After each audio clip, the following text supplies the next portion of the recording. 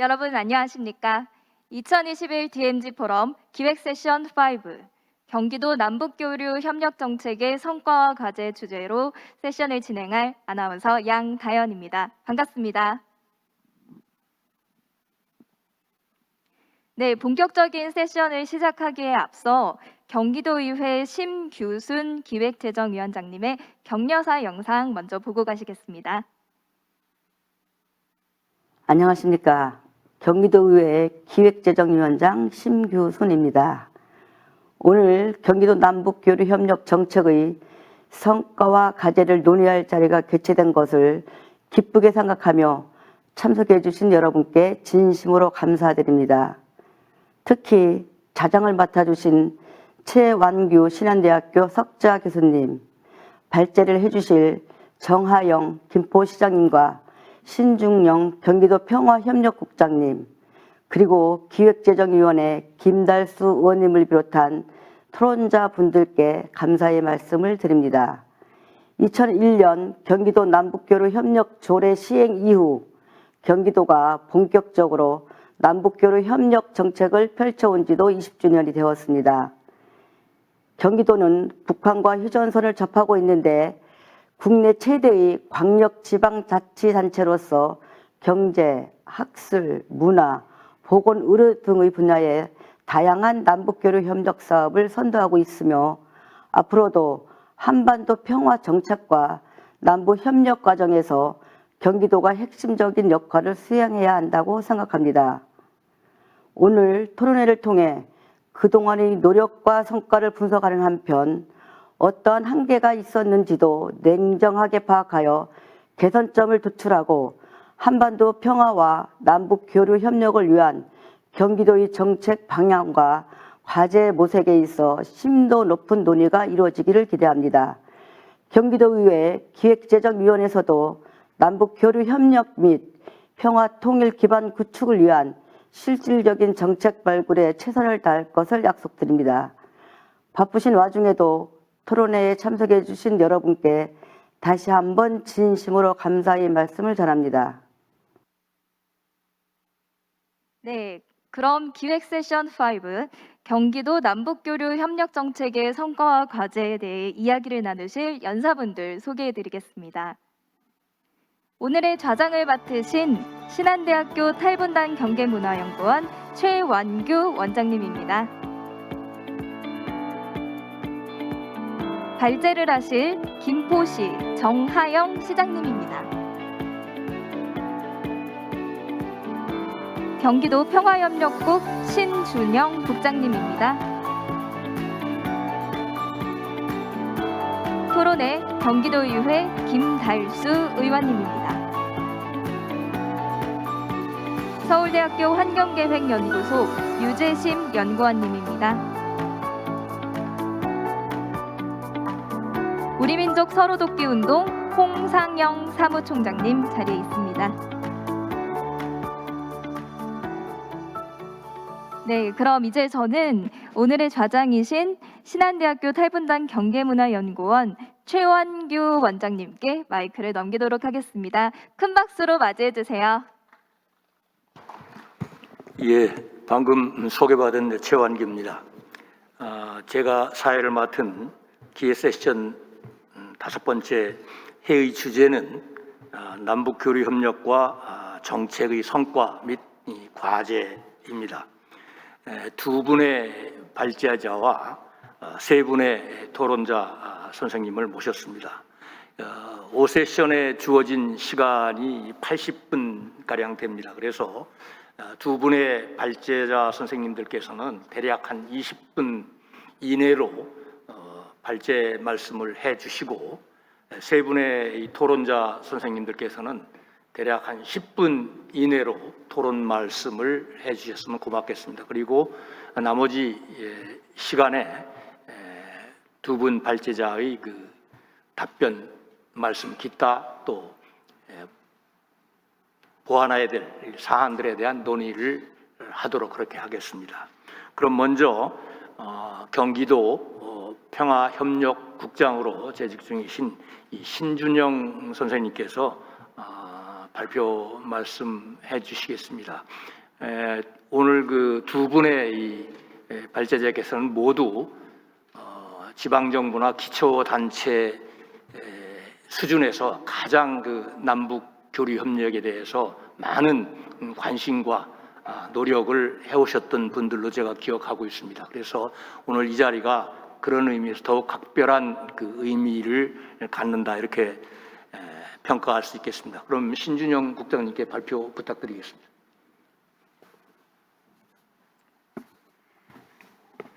안녕하세요. 경기도 평화협력국장 신준영입니다. 저는 경기도 평화협력 정책의 성과와 과제라는 주제로 말씀드리도록 하겠습니다. 우선 2020년의 주요 성과를 말씀드리고 2021년 평화통일정책 추진 계획을 소개해 드리도록 하겠습니다.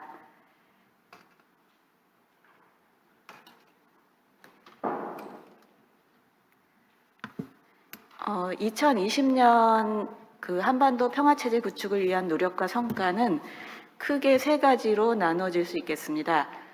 첫째는 한반도 평화협력을 위한 경기도의 역할을 강화, 두 번째는 평화시대를 대비한 기반 조성 및 평화통일 공감대 확산, 세 번째는 DMZ 생태 보전과 합리적 이용 및 국제적 명소화입니다.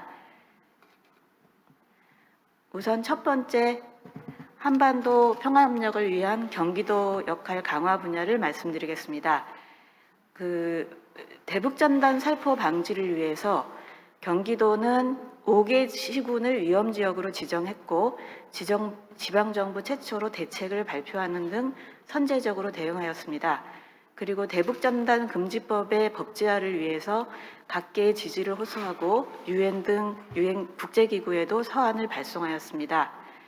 다음으로는 안정적이고 지속 가능한 남북 교류 협력 추진을 위해서 가축 전염병 남북 공동 방역, 보건의료 등 인도적 협력 사업을 추진하였고 유리온실 관련 품목 유엔 대북 제재 면제를 지자체 최초로 단독 직접 신청해서 8월에 승인을 받았습니다.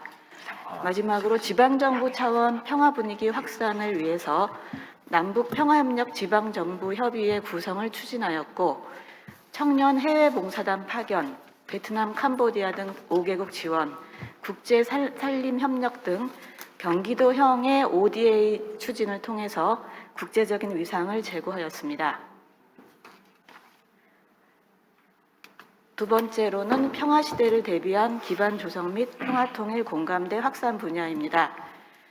우선 한강하구 남북 공동수역 평화적 활용계획 수립을 추진하여서 한강하구 포구 백길 복원, 남북 도보다리 건설 등 4개 분야 15개 과제를 확정하였고 평화통일 경제특구 추진을 위해서 특구 법안의 조속 입법을 7차례에 거쳐서 국회와 통일부에 건의하였습니다.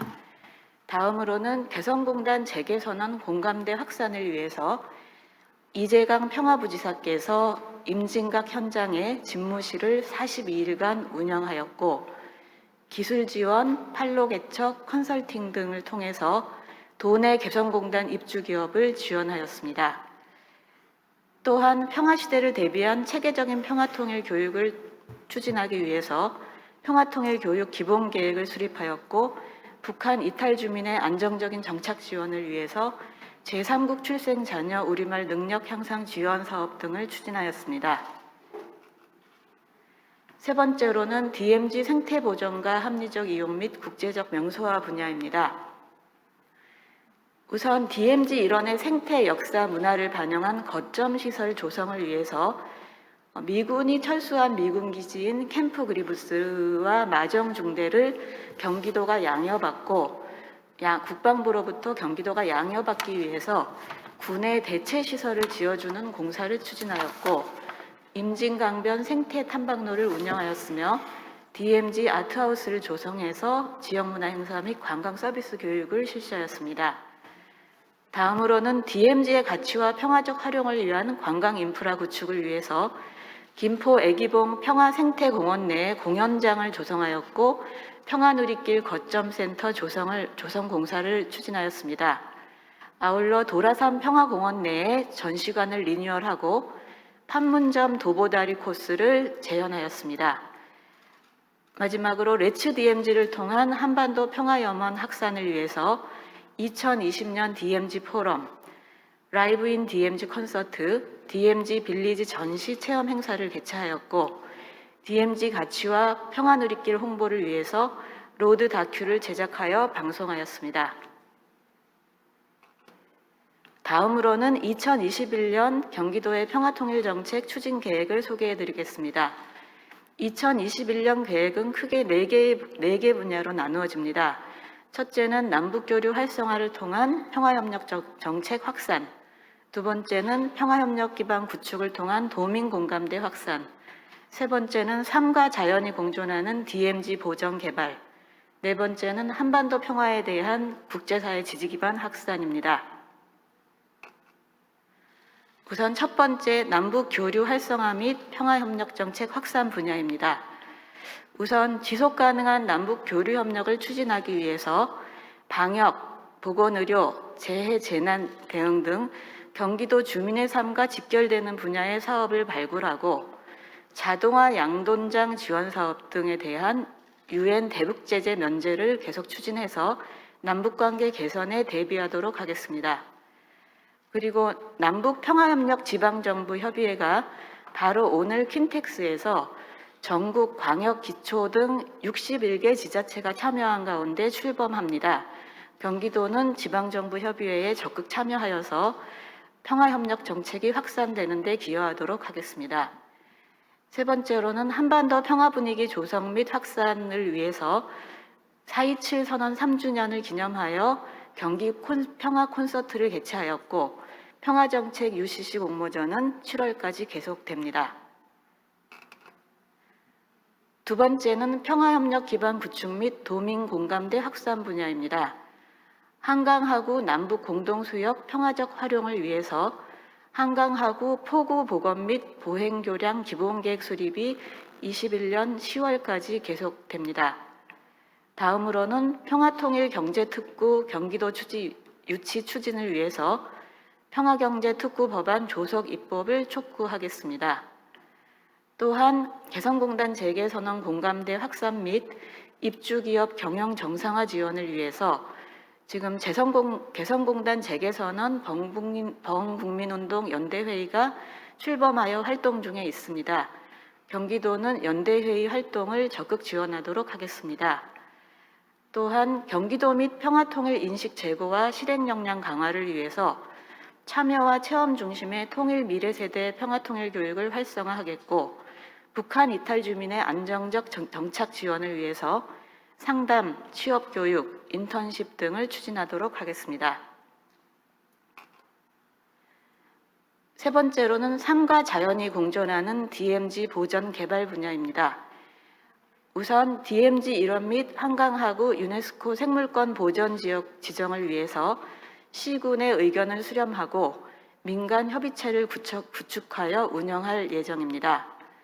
아울러 미군이 철수한 미군 기지인 캠프 그리브스를 국제적인 평화예술공원으로 조성하여 거점 관광 경쟁력을 강화하고자 하며 캠프 그리브스 국제평화공원을 통일부 판문점 투어, 임진각 평화곤돌라 등과 연계해서 민통선 평화관광의 중심축 역할을 수행할 수 있는 프로그램을 개발 운영하도록 하겠습니다. 다음으로는 DMZ의 평화적 활용을 위한 관광 인프라 구축을 위해서 문화, 관광, 체험 콘텐츠 등을 확충하고 시설을 개선하도록 하겠습니다. 마지막으로 최북단 여행길 조성을 통한 DMZ 일원 접경 지역의 활성화를 도모하기 위해서 평화누리길의 편의시설을 확충하고 DMZ 평화의 길에 체류형 거점 시설을 조성하도록 하겠습니다.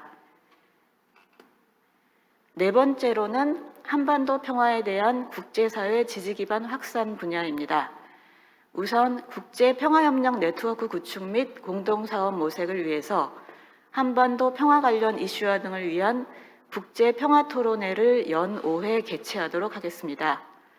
다음으로는 오늘 열리고 있는 레츠 DMZ 평화예술제 개최를 통해서 한반도 평화염원을 확산하고자 합니다. DMZ 포럼, DMZ 아트 프로젝트, DMZ 콘서트, 찾아가는 레츠 DMZ, DMZ 런 등의 행사들이 오늘 시작해서 올해 10월까지 연중 계속하여 진행되게 됩니다.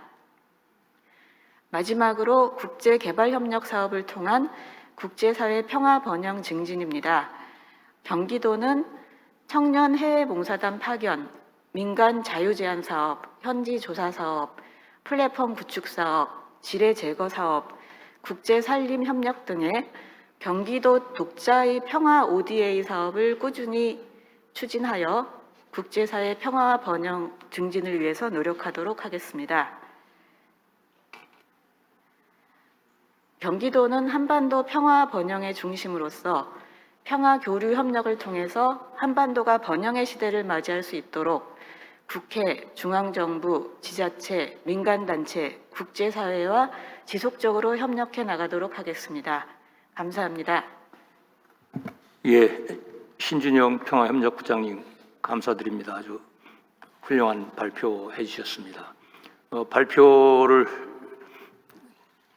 듣고 보니까 경기도가 최근 2, 3년 동안 한반도의 평화와 번영을 위해서 정말 많은 일들을 했었는데 사실상 여러 가지 다른 요인 때문에 그렇게 엄청난 일이 도민들 또 일반 국민들에게는 그렇게 현실감 있게 피부로 실감 있게 다가서지 못했다는 그런 좀 아쉬움도 있는 것 같습니다.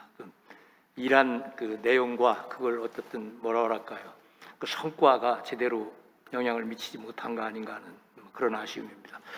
제가 오늘 잠깐 좀 착각을 해서 원래 그 정하영 시장님께서 먼저 발표하는 걸로 되어 있는데 잠시 제가 좀 착각을 해가지고 우리 신준영 국장님께서 먼저 발표를 하시게 됐습니다. 그런데 어떻게 보면 그 총론을 먼저 말씀하시고 또 구체적으로 마이크로한 강론을 말씀하시는 거지 제 입장에서 보면 그게 더 맞는 것 같아서 저는 뭐 무심코 그냥 도 차원에서 먼저 말씀을 하시고 그 다음에 시 차원에서 말씀을 하시는 것이 순서다 이렇게 생각을 했습니다. 여하튼 원래 그 프로그램 순서상으로는 우리 정하영 시장님께서 먼저 이 발표를 해주시게 돼서 이 점 착오를 일으킨 데 대해서 여러분들께 양해 말씀 드리도록 하겠습니다. 그럼 이어서 정하영 시장님께서 김포의 남북협력 사업의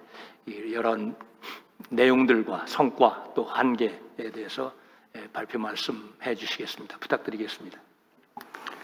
예, 소중한 자리에 초대해 주셔서 감사드립니다. 김포시장 정하영입니다. 경험 많으시고 또 이 평화교류 협력 사업에 지대한 관심을 갖고 계시는 우리 최한규 좌장님께서 정확하게 좀 짚어주셨고요. 광역정부의 평화통일 정책에 대한 부분들을 먼저 발제하고 기초정부의 사업 내용들을 좀 전달하는 것이 저한테도 좀 의미 있는 거라 생각이 들고요.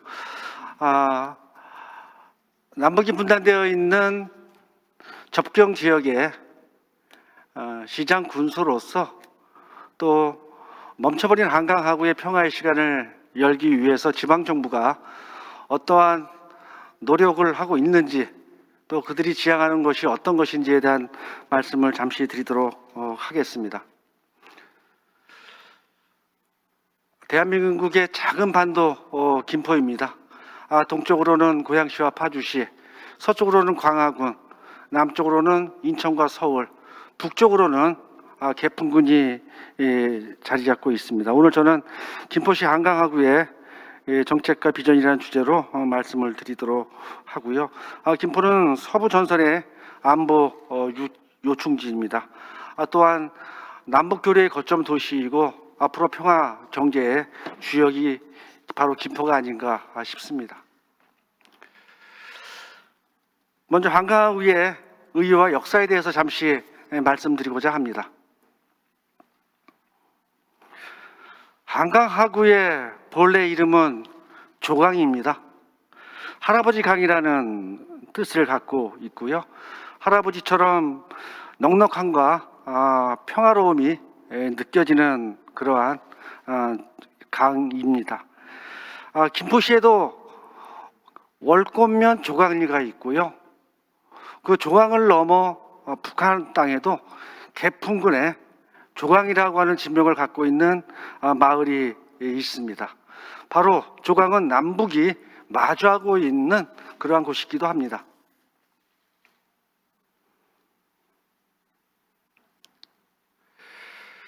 (1953년) 정전협정이 맺어지게 돼 있는데요. 그때까지만 해도 조강이라고 하는 명칭을 사용했습니다. 이 종전협정 내에 한강하구라고 하는 명칭이 등장하게 되었고요. 이것은 다른 접경지의 DMZ하고는 달리 남북의 선박이 자유로이 항행이 보장될 수 있는 중립수역이라는 그런 구역으로 설정이 되었습니다.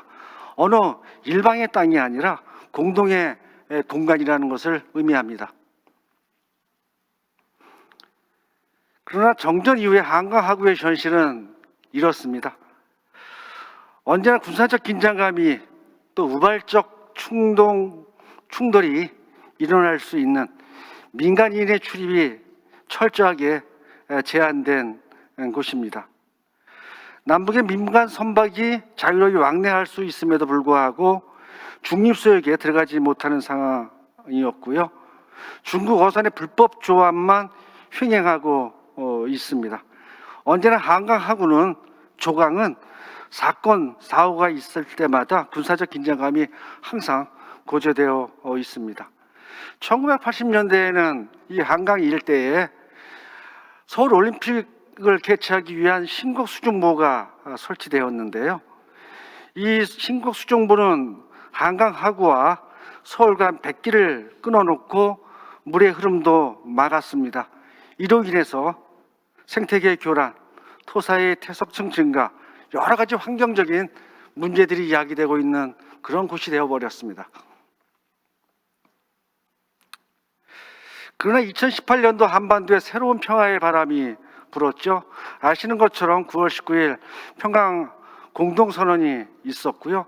그 결과로 11월, 12월에는 처음으로 한강하구가 남북 공동 수로조사를 하게 되는 그런 역사적인 사건이 있었습니다. 한강하구, 즉 조강을 통하지 않고서는 감히 남북의 평화 교류와 평화 경제는 없다 해도 과언이 아니라고 생각을 합니다. 다음은 한강하구의 평화적 활용 계획에 대해서 말씀드리도록 하겠습니다. 김포는 서울과 인접하면서 북한과 직접 맞닿아 있는 유일한 지방정부입니다. 남북 공동 이용 지역이라고 하는 한강하구라는 특색이 있습니다. 남북협력 이전 단계, 남북협력 초기 단계, 남북협력 발전 단계라고 하는 단계별 구상 계획을 김포시는 마련하고 있습니다. 먼저 이전 단계의 내용으로는 철책 제거를 통한 한강하구의 공간 활용입니다. 50년의 시간을 남북 가로막혀 있었습니다. 군 경계 철책이었죠. 한강 구간에는 16.5km, 또 서해 연마 구간에는 5.8km가 이렇게 분단 이후에 시민들의 발길을 멈추게 하고 분단의 상징처럼 드리워져 있습니다. 이제는 시민에게 친수 공간을 돌려줘야 할 때라고 봅니다.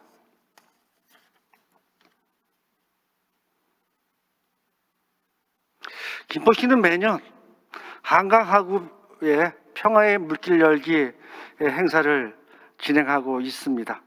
한강하구는 수운의 요충지입니다. 배의 왕래가 활발히 일어났던 곳이기도 합니다.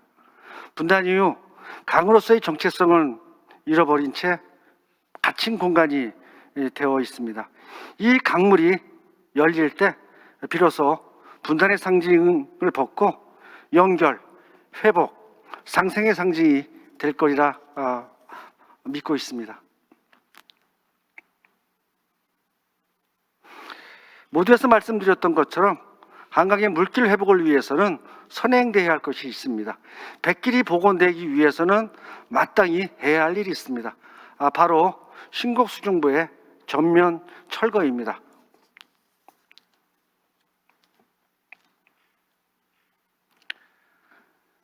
멈춰버린 시간만큼 한강하구에 대한 관심과 연구는 절대적으로 부족했습니다. 이제는 뒤늦게라도 중앙정부, 지자체, 그리고 연구기관, 시민단체들이 한강하구에 대한 거버넌스 및 공동연구 플랫폼 구축이 무엇보다도 시급한 실정입니다. 며칠 전에 반가운 소식이 있었는데요. 이곳 고양시 장항습지가 람사르 습지에 등재되는 역사적인 사건이 일어났습니다. 11년 만의 일이었고요. 장항습지와 맞물려 있는 김포의 습지와 파주의 습지 모두를 람사르 습지로 등재 관리하는 것을 남북이 공동으로 노력하는 그런 것들이 정말로 중요한 시기가 되었습니다. 70년간 인적이 닿지 않는 그대로의 자연, 이것이 대한민국 국민뿐만 아니라 전 세계의 그러한 생태적 가치를 분명히 보여줄 것입니다.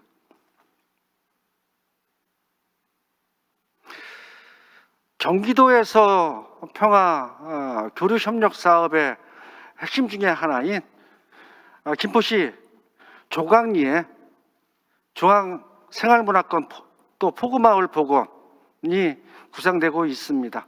물길이 열리면 백길이 열리고요. 백길이 열리면 사람과 문화가 어우러질 수 있습니다. 이것이 남북교류 협력의 첫 발걸음이 아닌가 싶습니다. 또한 대한민국 김포시 월권면 조강리와 북한의 개풍구 2만면 조강리를 서로 연결시키는 한강 하구 남북 도보다리 건설을 경기도에서 기획하고 계신데, 정말 이 사업이야말로 남북의 통일 대비용 그러한 전략 사업이 아닌가 싶습니다. 발전 단계에 있어서는요, 남과 북의 사람과 물자들이 서로 만나야 됩니다.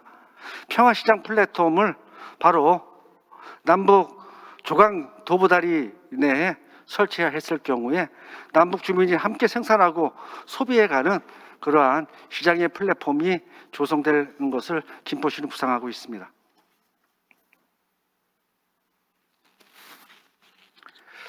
경기연구원에서 2019년도 한반도 메가리전 연구 용역 결과를 발표했는데요.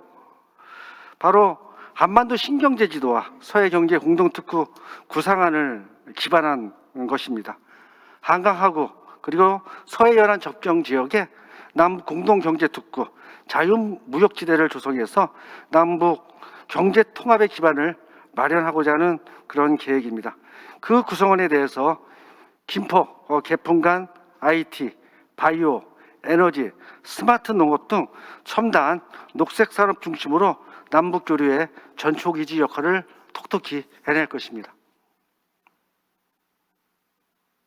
두 번째 발전 단계에 있어서는 김포시가 2035 기본계획에도 반영하고 있듯이 200만 평 특구 조성 계획을 수립하고 있습니다. 기존 개성공단 및 김포 지역 내 양촌 항우산단 또 대꽃 ECT 개발과 상호 보완적인 관계를 고려했습니다. 노동 집약적인 경공업 위주였던 개성공단과는 달리 첨단 산업을 유치해 4차 산업을 이끌어갈 남북 경제협력의 핵심 도시로 육성하는 것이 절대적으로 필요한 시기입니다.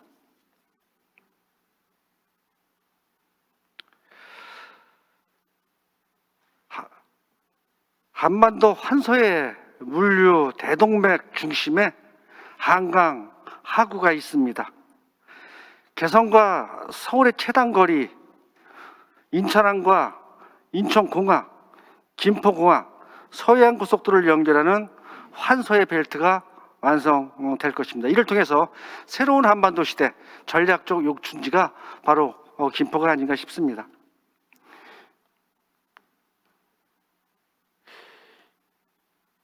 이를 위한 김포 중심의 교통망 구축을 고민하고 있고요. 개성과 서울의 최단거리 도로 노선 연결이 가능합니다. 또 항만과 공항, 고속도로를 연결하는 환서의 벨트, 그러한 교통망 구축을 구상하고 있습니다. 한강 하구의 미래는 평화와 함께 하고 있습니다. 평화를 이야기할 때마다, 평화를 토론할 때마다 주변의 사람들은 이렇게 묻습니다. 평화가 밥 먹여주냐고. 저는 답합니다. 김포는 답합니다. 그런 시대가 도래했고 평화가 밥 먹여준다고 말입니다.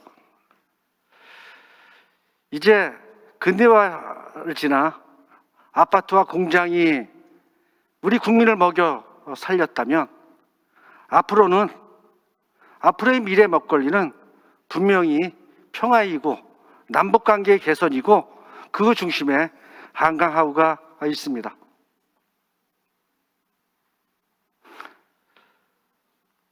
한강하구를 열어야 평화가 살고 경제가 산다고 하는 것을 계속 말씀드렸습니다. 평화와 경제, 공동 번영의 상징입니다. 오늘 이 포럼에서 지방정부의 시장으로서 두 가지를 좀 제안드리고자 합니다.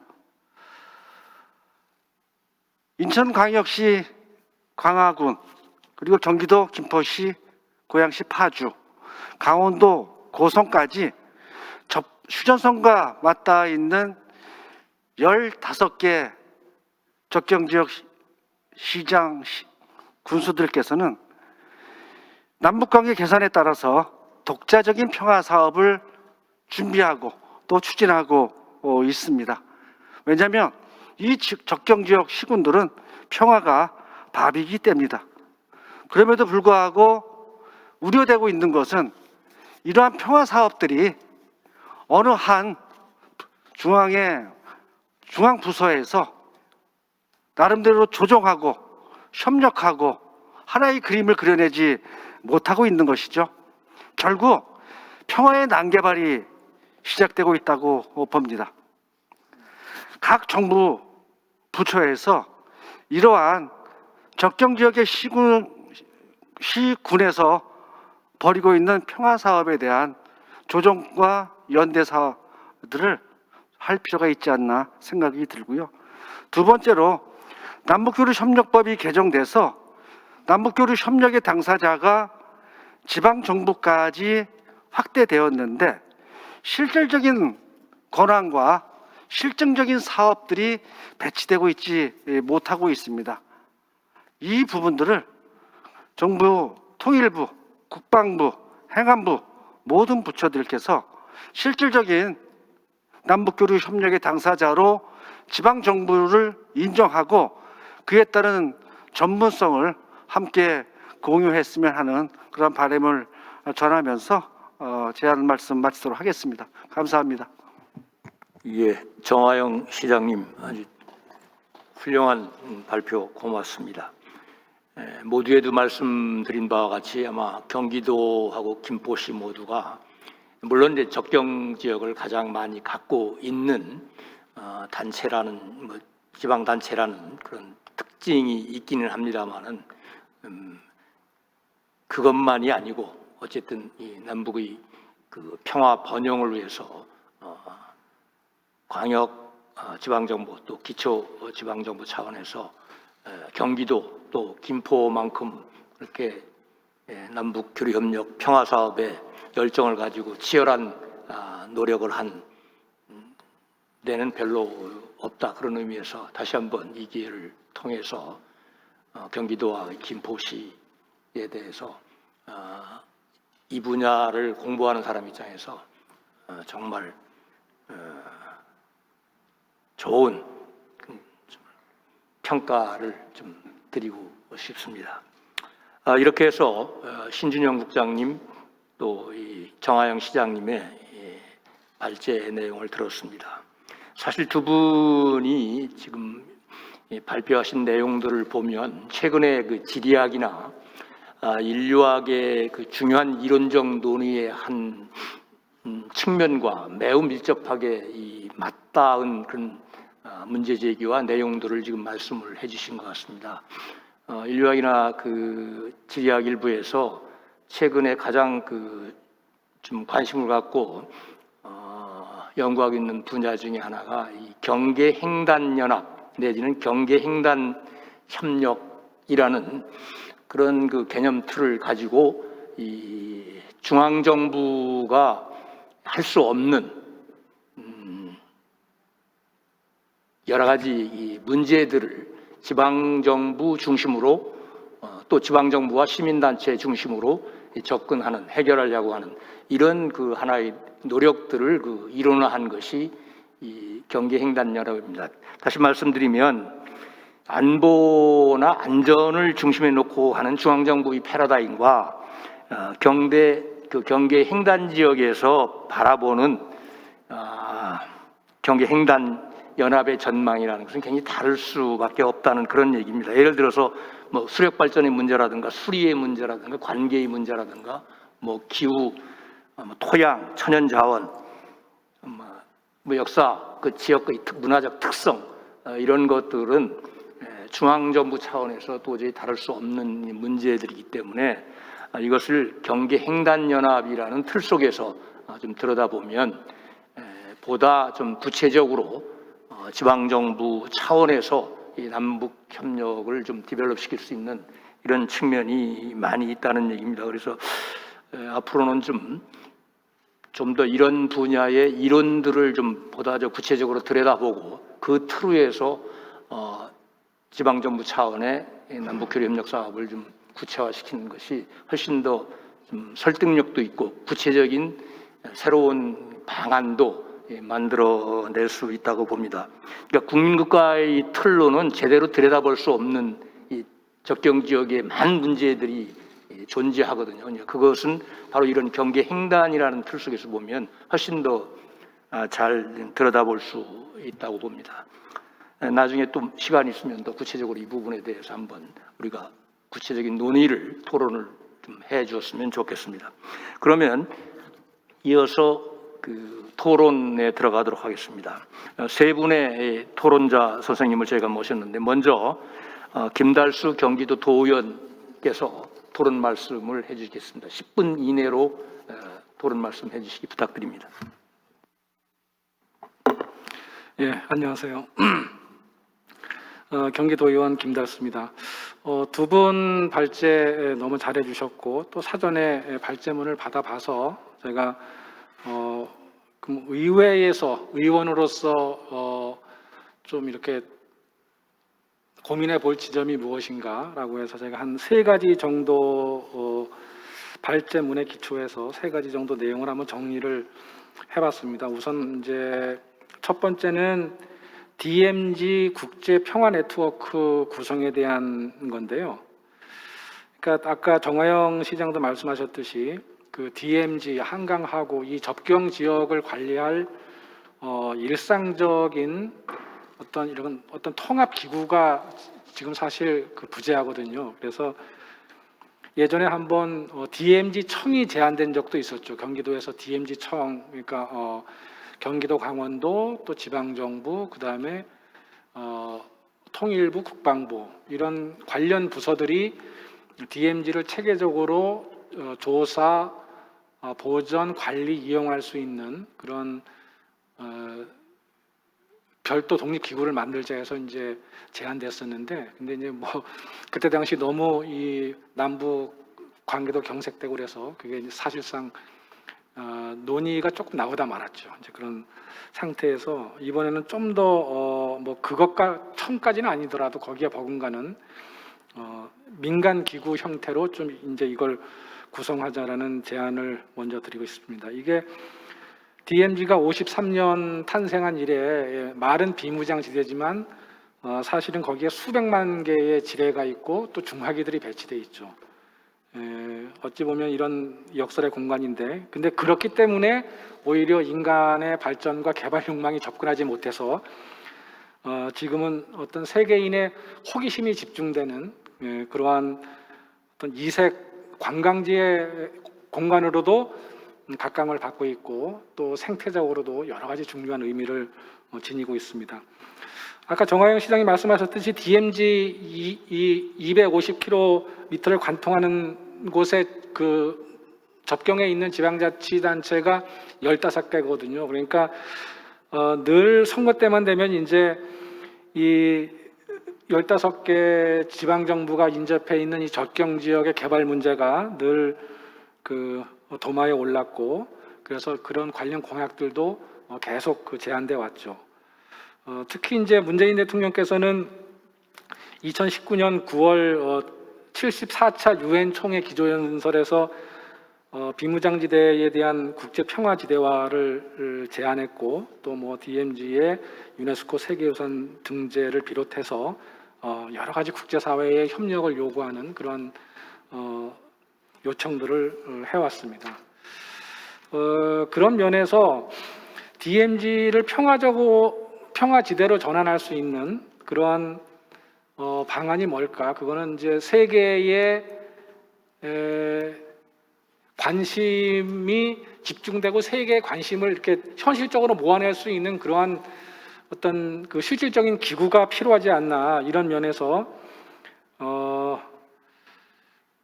아까 말씀드린 DMZ 국제평화 네트워크를 말씀드린 거고요. 지금 현재 DMZ에 대한 것은 그 DMZ 평화특별위원회를 만들자라는 이런 뭐 제안도 있습니다. 유엔에서 유엔 산하로. 근데 유엔 산하 기구를 만든다는 게 또 이게 보통 힘든 일이 아니죠. 그런 면에서 유네스코의 출발이 지식인 네트워크에서 출발했듯이 이 DMZ 국제평화 네트워크도 일단 민간과 시민사회와 세계 지식인의 어떤 참여를 좀 끌어내서 상시적인 평화활동 기구, 거버넌스형 이런 기구로 한번 구성을 시도해보자. 그래서 여기서 DMZ의 자원조사나 관리 방안도 연구하고 유네스코 세계유산 등재도 고민해보고 뭐 생물권 보전지역, 지질공원 지정, 또 DMZ의 또 한동안 오려내렸던 UN 기구의 유치, 지뢰 제거, 국제평화회의 등등등 이런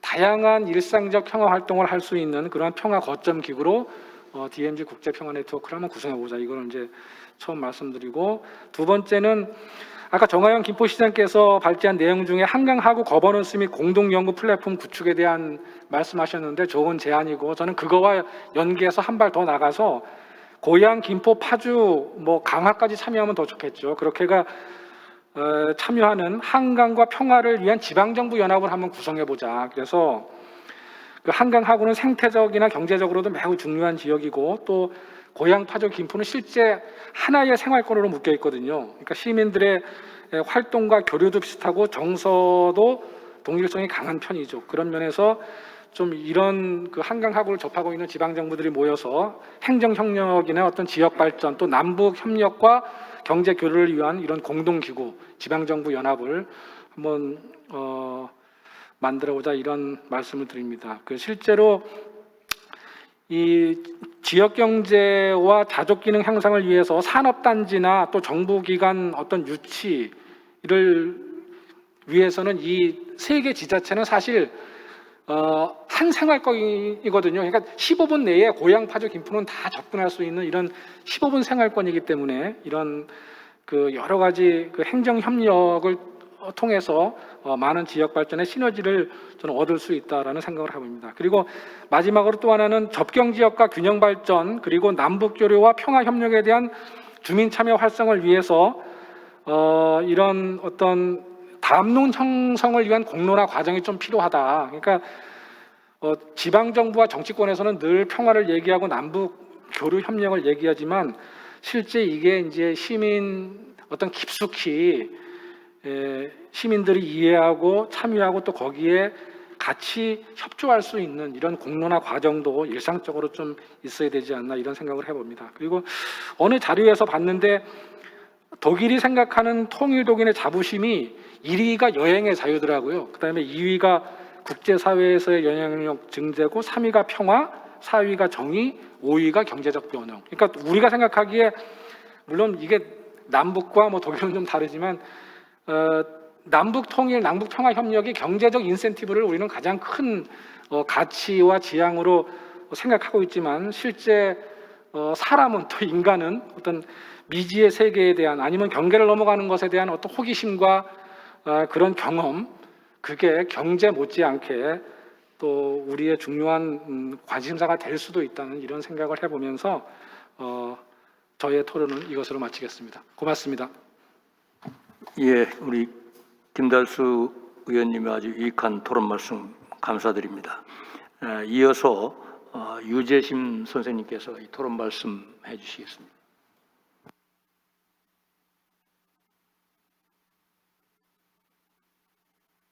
네, 경기도 국장님 발표 내용 잘 들었고요. 그리고 김포시장님 생각하시는 구상도 잘 들었습니다. 네, 이게 저는 이 정책 측면에서 한 가지만 좀 짚고 넘어가면 이게 행정부서들이 각 부서에서 올라오는 사업들을 이제 균형 있게 배치를 하고 빠지지 않게 배려를 하다 보면 굉장히 기능적이고 아니면 약간 백화점식으로 이렇게 나열되는 경향이 있는데 그래도 그 협력 사업의 남북 협력 사업 혹은 평화 사업의 성과가 2020년도에 그 어려움 속에서도 여러 가지 일을 하셨네요. 깜짝 놀랐습니다. 읽어보면서. 근데 그것이 더 반짝반짝 빛나게 이렇게 하려면 뭔가 좀 이렇게 흩어모여 아니면 공간적으로 이렇게 교반을 하고 좀 배열을 다시 하는 이런 작업들이 조금 있으면 경기도의 사업이 더 빛날 수 있을 거라고 이렇게 생각을 합니다. 그런 측면에서 예를 들면 뭐 한강하고 남북 공동 수역 같은 얘기인데요. 말씀하신 거랑 그 공동 수역 그리고 DMZ 이렇게 묶고 나면 그리고 이제 남북 협력이 남고 그다음에 도민 공감대 형성 뭐 이렇게 그 좀 기존하고 비슷하지만 약간 다르게 이렇게 배열이 되는데 근데 제가 그 글로벌 접경 지역 사례들을 분석을 해보면 접경 지역에서는 평화, 경제 그리고 거버넌스 그리고 지역 기반 이런 것들이 상당히 키워드로 등장을 하는데 평화와 경제는 그러니까 평화 변형이라는 말로 정부가 하고 있으니까 경기도는 지역 기반의 그리고 거버넌스가 들어가는 이런 사업들에 좀 중점을 많이 두었으면 좋겠다 이런 생각을 잠깐 해보았습니다. 그리고 특히 이제 그 마지막에 그 김포 시장님께서 사실 토론자가 제기해야 되는 문제를 발제자가 다 말씀을 해주셔가지고 잠깐 좀 덧붙이면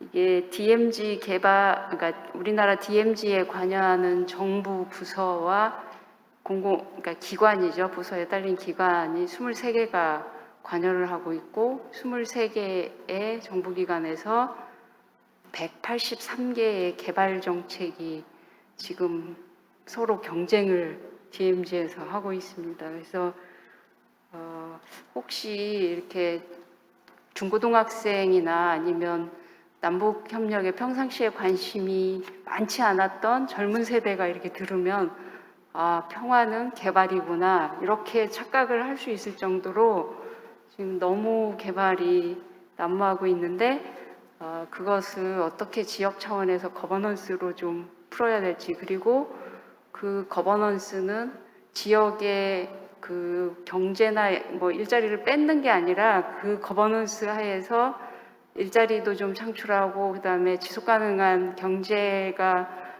작동할 수 있도록 이런 주제를 가지고 좀 장기적으로 움직이면 어떨까 이런 생각을 해봤습니다. 그런 측면에서 그러니까 경기도하고 김포시장님께 어떤 거버넌스를 구상을 하시는지 한번 여쭤보고 싶어요. 예를 들면 경기도 같은 경우에는 사실 그 DMZ가 보전하고 개발을 양립한다는 게 굉장히 제 전공이기도 한데 굉장히 어렵잖아요. 그래서 방법도 사실 아직도 못 찾아내고 있고요. 근데 어떤 거버넌스 아이디어를 가지고 있는지 아니면 구상하고 있는 아이디어가 있는지 이런 걸 한번 여쭤보고 싶고요. 그리고 김포 시장님께는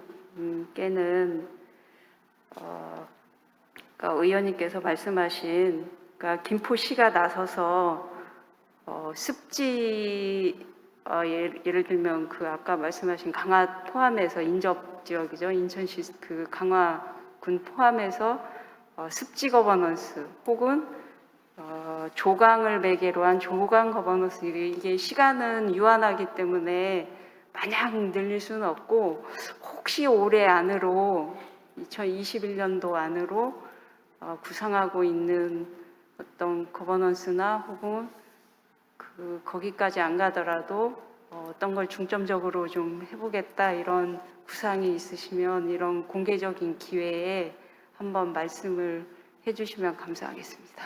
네, 이상입니다.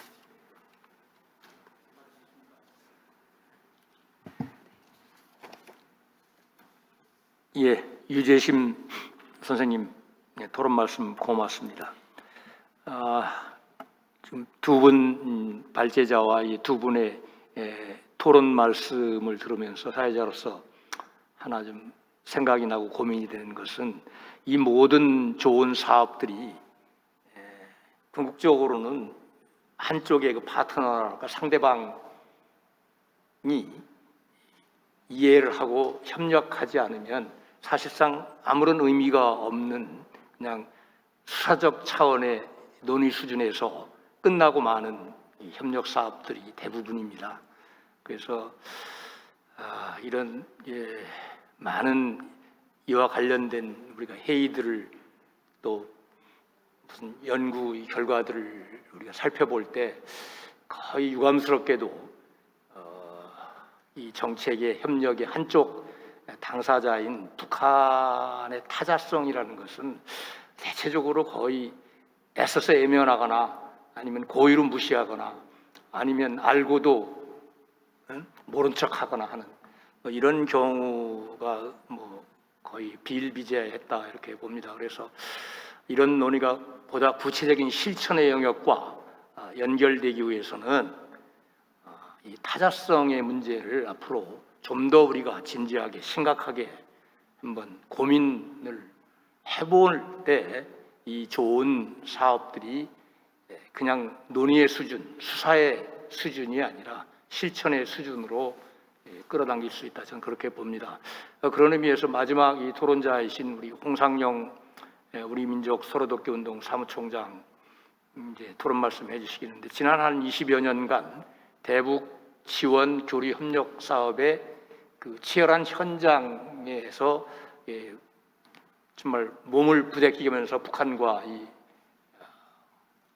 그 여러 가지 사업들을 해오신 분입니다. 아마 제가 지금 말씀드린 이런 부분에 대해서 아마 그 현장에서 많은 그 느낌을 받았으리라고 보는데 그런 문제들을 중심으로 한번 이 남북 간의 교류 협력 사업의 여러 가지 문제들에 대해서 그동안의 경험을 좀 구체적으로 말씀해 주시면 상당히 앞으로 대북 협력 사업을 하는데 도움이 되리라고 봅니다. 부탁드리겠습니다.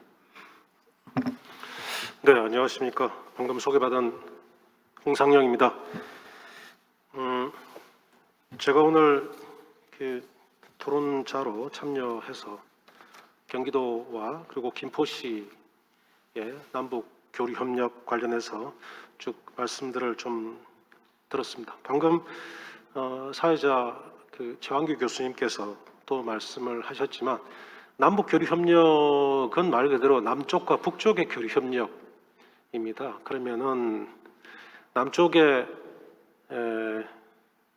희망과 요구와 또 북쪽의 희망과 요구가 결합이 되어야만 그게 진정으로 일이 만들어지는 거라고 볼 때에 우리가 북쪽의 희망과 교류가 협력 또는 요구가 뭔지에 대해서 또 관심을 가져야 될 거라고 생각이 듭니다. 자, 그런 의미에서 몇 가지 제가 생각하는 부분을 우선 좀 말씀을 드리겠습니다. 먼저 신준영 국장님께서 경기도의 평화통일정책 추진에 대해서 지난해의 성과와 올해 사업 추진에 대해서 말씀을 하셨습니다.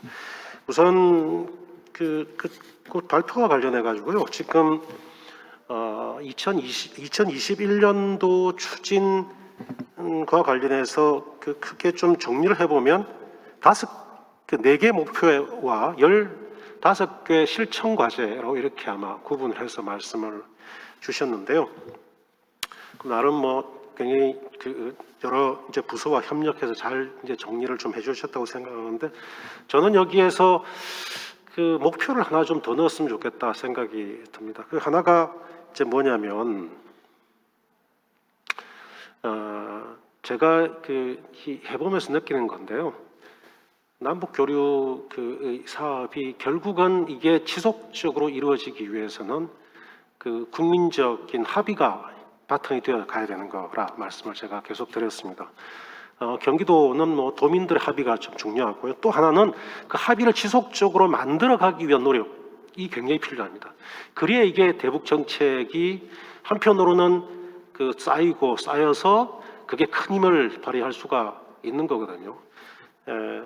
그런 의미에서 저는 좀 목표 설정을 예를 들어서 이런 거죠. 민간의 남북 교류 협력의 역량을 강화해야 되겠다라고 하는 목표를 하나 더 추가했으면 좋겠다 생각이 듭니다. 왜 이렇게 말씀을 드리냐면요. 지금 여기 보면 경기도가 어떤 사업을 하겠다라고 계속 말씀이 되어 있는데 그 경기도가 어떤 사업이 된다는 그 말은 경기도에 있는 다양한 행위자들을 어떻게 남북 교류 협력의 주체로 끌어들이고 그들을 행위자로 적극적으로 활동할 수 있도록 만들어내겠다라고 하는 문제와 저는 연결이 되는 겁니다. 그렇게 했을 때 그 행위자들이 많으면 많을수록 그게 결국은 탄탄하게 지속 가능한 남북 협력이 쌓이는 거거든요. 그렇다면 첫째 하나가 기초지자체의 남북 교류 협력을 어떻게 지원할 것인가 라는 문제가 저는 하나 있어야 될 것 같고요. 두 번째로는 민간의 남북 협력을 어떻게 지원할 것인가 라고 하는 문제입니다. 경기도는 굉장히 다양한 민간의 행위자들이 있을 수 있죠. 거기는 여러 단체들도 있고요. 기구들도 있고 많이 있는데 이들이 남북 교류 협력 사업에 참여할 수 있도록 하고 그들이 실질적인 일을 만들어갈 수 있도록 역량을 구축하는 것. 그 사업이 저는 필요하다고 생각합니다. 이 부분에 대해서 저는 좀 관심을 좀 가지고요. 적극적으로 좀 모색을 해주셨으면 좋겠다 생각이 듭니다. 조금 더 이 부분은 예민한 문제일 수도 있겠지만 이런 거죠. 왜 그러냐면 남북 협력 사업은 일회적이거나 또는 너무 정치적인 부분이 앞서 가지고는 이게 지속적으로 이루어지지가 않다라고 하는 게 제 개인의 경험입니다. 그래서 그렇기 위해서는 결국은 각각의 지자체장들, 기초지자체든 또는 광역지자체들 장들의 어떤 이해와 요구보다는 광범위한 대중이랄까요, 국민이랄까요, 그들의 이해와 요구를 반영한 정책들을 지속적으로 만들어가는 것. 그래서 때로는 시장이 바뀌든 시사가 바뀌더라도 그 사업이 지속적으로 만들어가는 것, 그런 뜻 밑바탕을 만들어 가려고 노력하는, 이게 저는 굉장히 중요한 부분이다 말씀을 좀 드리고 싶고요. 그다음 두 번째로는 그런 차원에서 기초지자체인 김포시가 어쩌면 그 경기도의 기초지자체를 대표해서 그 말씀을 좀 해주셨는데, 전 그 김포시장님께서 금방 말씀해주신 문제의식에 대해서 굉장히 저는 공감을 합니다. 예를 든다면 15개 접경지역 그 시군들이 너무 그 평화의 남개발하고 있다 말씀을 하셨는데, 평화의 남개발이라는 말씀이 들으니까 싹 귀에 들어오는데요.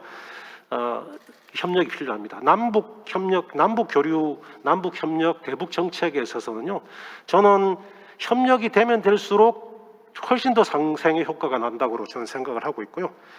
그런 차원에서 함께 모여서 그 공동으로 이 문제를 어떻게 다루어갈 것인가를 지속적으로 같이 협력하는 것, 저는 굉장히 좀 중요하다고 생각이 듭니다. 특별히 저는 이런 생각이 듭니다. 1950년 전쟁 이후에 과연 접경지역, DMZ를 주변으로 하는 접경지역에 대한 관심도가 지금처럼 망할 때가 있었던가. 아마 계속해서 물론 이제 관심도는 높아져 오고 있지만, 그 관심도가 전쟁이나 군사적 목적에서 시작을 해서 지금 뭐 평화와 경제와 때로는 뭐 그게 그 생태로까지 이렇게 확대되어가는, 그 개념이 확대되어가는 이러한 어떤 그 현재 단계에 이르렀다라고 볼 때에, 이런 그 DMZ 접경 지역에 대한 이 지금의 어떤 이런 논의들이 기존의 경제적인 논의 또는 단순한 뭐랄까 이렇게 환경적인 논의를 뛰어넘어서 좀 더 가치지향적인 그 논의로 이것이 발전되어서 가야 되겠다라는 생각을 좀 해봅니다. 이제 더 구체적인 더 거대한 그 가치가 어떤 부분인지는 좀 연구자들이 말씀을 해주셨으면 좋겠고요. 왜 이게 필요하냐면 이런 겁니다. 이게 단순하게 경제적인 차원으로만 접근이 되어버리면 북쪽이 자기들 입장에서는 과연 자기들 입장에서 그게 뭐가 의미가 있는지를 잘 판단하기 쉽지 않습니다. 그런데 보편적인 차원에서의 가치 측면, 그것도 미래지향적, 인류가 보편적으로 나가야 될 가치 측면에서 이 문제를 제기하고 북쪽에 제안을 하면 북쪽 입장에서 안 받고 또 안 받을 명분이 없는 거죠. 그래서 그런 차원에서 이 문제를 좀 바라보고 가야 될 필요가 있다. 그런 차원에서 저는 지금의 DMZ의 문제를 조금 더 미래지향적 가치가 뭔지, 그것이 우리가 개발하고 또는 연구해서 그걸 만들어가야 되겠다. 그리고 그것을 경기도민들 또는 DMZ들을 접경으로 하고 있는 다양한 그 지자체나 민간의 행위자들과 함께 고민해서 공통의 가치를 만들어내고 그것을 지속적으로 추진하는 방식, 그런 것들을 저는 조금 더 내밀하게 가져가야 되는 게, 그게 지금 오히려 더 중요한 게 아닌가, 그런 생각을 해봤습니다. 예, 이상입니다. 예, 홍상영 총장님 고맙습니다. 이렇게 해서 세 분의 우리가 토론 말씀을 다 들었습니다. 이 두 분의 발표자 선생님 말씀과 세 분의 토론자 선생님 토론 말씀을 들으면서 제가 한 가지 느끼는 것은, 대북 교류협력 사업에서 중앙정부와 이 지방정부와의 역할 분담이랄까요? 이런 측면이 우리 한국 정치에 있어서 이렇게 현재까지도 이렇게 아주 이성적으로 역할 분담이 이루어져서 각각의 그 독자성을 충분히 발휘하면서 협력 사업을 발전시키지 못한 것 아니냐 하는, 그래서 그런 측면 하나고, 또 아까 말씀드린 바와 같이 북한이라는 하나의 중요한 이 교류 협력 사업의 파트너의 그 특성도 우리가 헤아려 보여야 되지 않냐. 북한이라는 이 정치 체제라는 것은 사실상 뭐 중앙 정부와 지방 정부의 이 구분이 형식적으로는 존재합니다만 실제 내용상으로 지방 정부의 어떤 오토노미라고 할까요? 이 자율성이 전혀 보장되지 않는 이런 파트너하고 우리가 과연 지방 수준에서 어떻게 교류 협력 사업을 실질적으로 진행할 수 있을는지, 그러려면 제가 보기에는 아까 제가 말씀드린 경계횡단연합의 이론적 근거, 다시 말씀드리면 국민국가 영토를 말하자면 가르는 국경이 각 국가 사이, 영토 사이를 오가는 흐름을 막을 수 없다는 이런 사실에 우리가 주목해 볼 필요가 있다는 얘기입니다. 이미 경계의 횡단 지역 안에서 경계를 횡단하고 감싸는 여러 가지 자연물들이 있습니다. 예를 들어서 강물, 물길, 공기, 질병, 지방 차원의 공통된 역사와 문화적 경험의 공유. 그러니까 전혀 이 중앙 권력 차원에서 컨플릭트 관계에 있지 않은 부분들을 어떻게 찾아내서 그 부분을 가지고 상대방과 협력을 할 수 있는가, 이런 그 틈새의 여러 가지 문제들을 잘 찾아내서 하나 둘 이렇게 교류하고 협력을 쌓아나가는 이런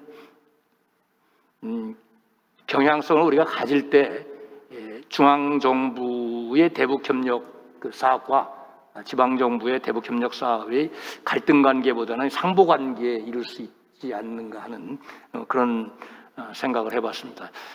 저희한테 주어진 이 시간이 약 한 10분 정도 지금 남아 있습니다. 그래서 물론 좀 늦게 주어진 시간에 정시에 시작을 안 했기 때문에 조금 제가 시간을 다 충분하게 활용하지는 못했습니다만은 2시 50분까지 우리가 이 회의를 끝내야 되기 때문에 한 10분 정도 남아 있습니다. 그래서 두 분이 발제를 해주신 신준영 국장님 또 우리 정하영 시장님께서 대략 한 3분, 4분 정도씩 좀 미진했던 부분이라든가 또 토론자의 질문 내용에 대해서 간략하게 답변 말씀해 주셨으면 고맙겠습니다. 그럼 이번에는 우리 정하영 시장님부터 먼저 부탁드리겠습니다. 예, 우리 토론자들께서 좋은 말씀 많이 해주셨고요. 먼저 우리 유재심 우리 서울대학교 환경기획연구소 원님께서 주신 말씀 중에 접경지역, 특히 잘 보존된 한강 하구에 대한 개발과 보존에 대한 양립성에 대한 좀 말씀을 해주셨는데, 지방정부에서 가장 큰 딜레마죠. 이 부분은 지역 주민들이 분단 이후에 오랫동안 아무것도 할 수 없었던 거죠. 김포시 한강 하구만 보더라도 군사시설보호법, 문화재보호법, 자연환경보존법, 습지보존법, 이런 것에 대한 규제를 계속 받아왔습니다. 자식들 대학 가르치려고 해도 값싼 땅 팔아서 대학 가르쳤고요. 시집장가 보내도 땅 팔아서 또 시집장가 보내는 그 일생을 사셨던 분입니다. 자연 경관이 눈에 들어올 리가 없지요. 이것을 지키고 보존해야 된다라고 하는 어떤 가치에 대한 책임감도 그들에게 요구하는 것은 사치죠.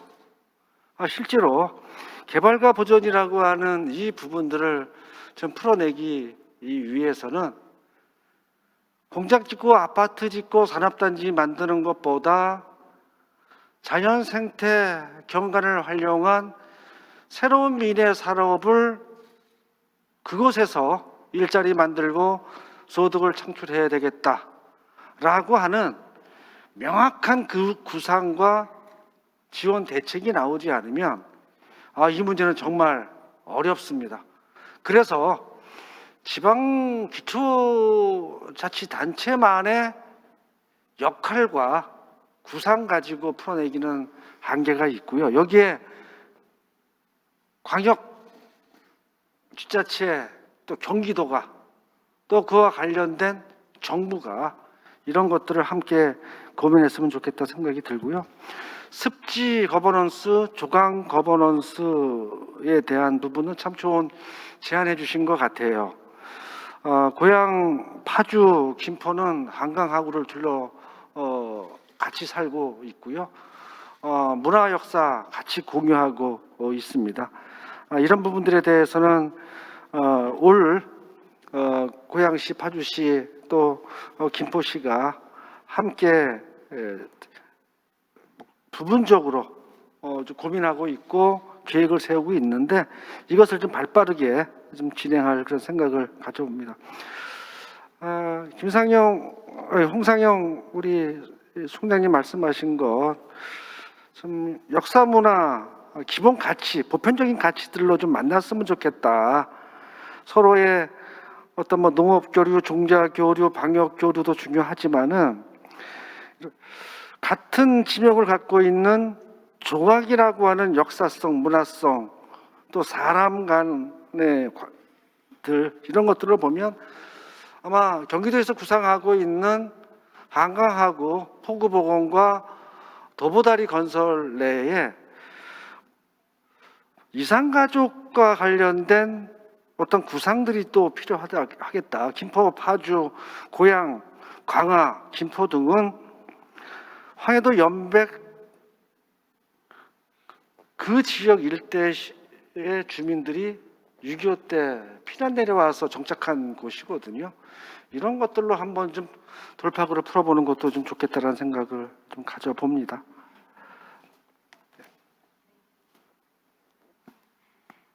네, 세 분 토론 말씀 잘 들었습니다.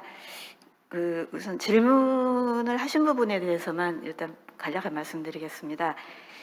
유재신 박사님께서 DMZ 정책 거버넌스에 대해서 이제 질의를 하셨는데 사실 이런 지금 DMZ 포럼 자체도 레츠 DMZ 행사 자체도 저희가 거버넌스의 하나로서 계속 이제 추진하고 있는 것인데 이번 레츠 DMZ 평화예술제입니다, 제목이. 근데 평범하게 들리실 텐데 평화예술축제라고 하지 않고 평화예술제라고 했던 것도 하나의 제 고심의 결과물인데, 왜냐하면은 아까 이제 최한규 총장님께서 말씀하신 것처럼 DMZ 자체를 놓고 남북 간에 일단 이견이 있습니다. 우리는 개발이냐 보전이냐이겠지만 북측은 잘 알고 계시는 것처럼 정전협정을 평화협정으로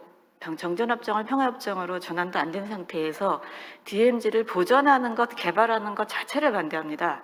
DMZ 평화협정을 통해서 DMZ 자체를 해결해야 된다라는 것이 우선적인 목적이기 때문에 그랬을 때 우리가 이 레츠 DMZ 행사 자체는 이곳에 살고 있지만 DMZ라는 문제를 잊어버릴 수 있습니다. 잊지 말고 일단 DMZ를 기억하고 거기에 평화가 필요하다는 것을 그런 인식을 확산시키기 위해서 이런 행사를 하는 것인데 거기에 축제가 되었을 경우에는 북에서 과연 어떻게 반응할 것인가를 또 고심한 끝에 평화예술제로 이제 붙였던 것이고요.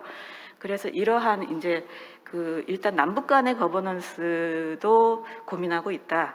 또한 이제 남남 내부에서의 거버넌스라고 한다면 하나의 예를 들어서 유네스코 생물권 보전 지역을 지금 이제 김포, 고양, 파주 쪽에 이제 지정하기 위해서 저희가 이제 민간 협의체를 구성해서 추진하려고 하는데 이제 연천은 이제 지정되었습니다. 그런데 김포, 고양, 파주는 또 굉장히 다릅니다. 지역의 성격이 또 다르기 때문에 많은 의견들이 찬성, 반대가 엇갈립니다. 그래서 연천의 경험, 전례의 경험을 충실히 이어봤지만 동시에 이것이 쉽게 되지 않으리라고 생각합니다. 그래서 협의체를 구성해서 민관 다 의견을 구성해서 의견을 만들어 나가는 과정을 저희가 짧게 보지 않습니다. 5년이고 10년이고 합의할 때까지 하자라는 것이 지금의 어떤 하나의 이제 저희가 생각하고 있는 거버넌스의 원칙이다. 이렇게 말씀을 드리고 싶고요. 그 다음에 이제 홍상현 총장님 말씀하신 대로 사업의 남북 교류 협력의 주체 역량을 강화하는 문제에서 기초지자체를 지원한다 할까, 경기도가 가지고 있는 노하우들을 좀 지원하기 위해서 지원하고 공유하고 강화하기 위해서 하는 것이 지금 평화협력 지방정부 협의회입니다.